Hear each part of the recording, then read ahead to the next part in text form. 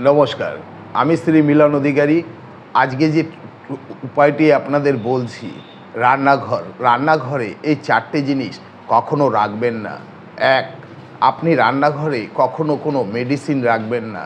Medicine রাখলে আপনার ঘর থেকে কখনো রোগ ব্যাধি দূর হবে না। 2, রান্নাঘরে কখনো আয়না রাখবেন না। আয়না রাখলে আপনার ঘর থেকে কখনো অভাব দূর হবে না। 3, আপনি রান্নাঘরে ঝাঁটা ব্যবহার করতে পারেন, কিন্তু ঝাঁটাটি রাখবেন না।